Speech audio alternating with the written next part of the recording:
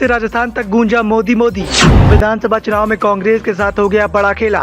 Exit poll के आंकड़ों को भी भारतीय जनता पार्टी ने दमदार प्रदर्शन से किया फेल। 5 राज्यों के विधानसभा चुनाव के महासंग्राम में मतदान के बाद सभी को नतीजों का इंतजार था। लगातार अनुमान लगाया जा रहा था। एग्जिट पोल के आंकड़े कभी बीजेपी तो कभी कांग्रेस की चिंताएं बढ़ाने का काम कर रहे थे, लेकिन इसी बीच में बीजेपी का दमदार प्रदर्शन सामने आया है।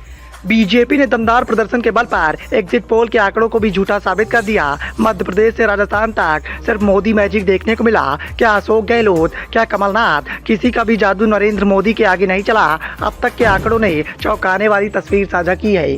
मध्य प्रदेश, राजस्थान और छत्तीसगढ़ समेत 4 राज्यों में वोटों की गिनती में भारतीय जनता पार्टी को बड़ी बढ़त सामने आई है। राजस्थान और मध्य प्रदेश में भारतीय जनता पार्टी रुझानों में बहुमत हासिल कर चुकी है। वहीं छत्तीसगढ़ में भी कांग्रेस के मुकाबले भारतीय जनता पार्टी काफी आगे दिखाई दे रही है। इसी तरह एग्जिट पोल को भी भारतीय जनता पार्टी ने अपनी सफलता से गलत साबित कर दिया है। किसी भी एग्जिट पोल ने छत्तीसगढ़ में भारतीय जनता पार्टी की बढ़त नहीं दिखाई थी।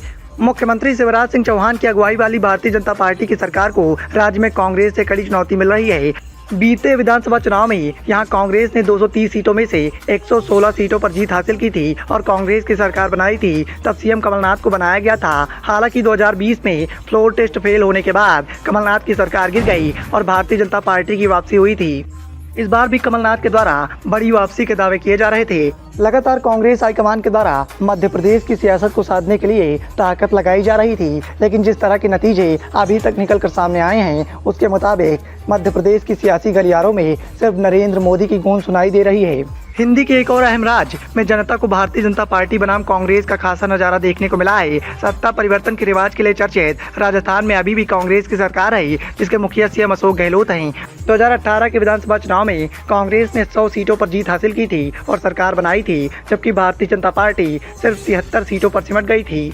जिस तरह के आंकड़े अभी तक निकल कर सामने आए हैं उसके मुताबिक सत्ता परिवर्तन का रिवाज लगातार बरकरार रहने की आशंकाएं जताई जा रही हैं और राजस्थान में बीजेपी की सरकार का आगमन होता हुआ दिखाई दे रहा है।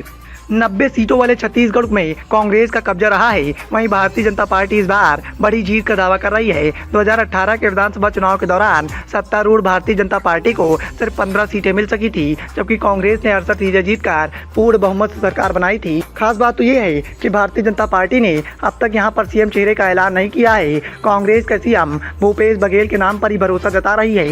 हालांकि बीजेपी ने यहाँ पर चौंकाने वाला प्रदर्शन किया है। एग्जिट पोल के मुताबिक लगातार यहाँ पर कांग्रेस की जीत दिखाई जा रही थी। किसी भी एग्जिट पोल ने बीजेपी की जीत के आसार नहीं दिखाए थे, लेकिन जिस तरह का प्रदर्शन बीजेपी के द्वारा छत्तीसगढ़ में किया जा रहा है उसने एग्जिट पोल के आंकड़ों को भी झूठा साबित कर दिया है। लगातार बीजेपी यहाँ भी बहुमत के करीब दिखाई दे रही है। हालांकि तेलंगाना के आंकड़े कांग्रेस हाईकमान को राहत पहुंचाने के लिए काफी हैं। 2014 में अस्तित्व में आए तेलंगाना में अब तक मुख्यमंत्री के चंद्रशेखर राव की सरकार रही है, लेकिन इस बार उनकी पार्टी यानी भारतीय राष्ट्र समिति यानी बीआरएस हैट्रिक की कोशिश में दिखाई दे रही है। वहीं एग्जिट पोल इस बात के संकेत दे रहे हैं कि राज्य में इस बार कांग्रेस केसीआर को बड़ी टक्कर दे सकती है। इसके अलावा यहाँ मैदान में असदुद्दीन ओवैसी की एआईएमआईएम है और भारतीय जनता पार्टी भी।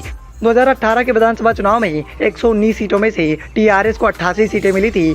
जैसे जैसे चुनावी आंकड़े सामने आ रहे हैं वैसे वैसे भारतीय जनता पार्टी का उत्साह भी बढ़ता जा रहा है। नरेंद्र मोदी ने एक्स पर लिखा कि जनता जनार्दन को नमन। मध्य प्रदेश, राजस्थान और छत्तीसगढ़ के चुनावी परिणाम बता रहे हैं कि भारत की जनता को सिर्फ भारतीय जनता पार्टी पर भरोसा है। उनका भरोसा लगातार बरकरार रहेगा। भारतीय जनता पार्टी पर अपना स्नेह, विश्वास और आशीर्वाद बरसाने के लिए मैं सभी राज्यों के परिवारजनों का, विशेषकर माताओं, बहनों और बेटियों का धन्यवाद करता हूँ।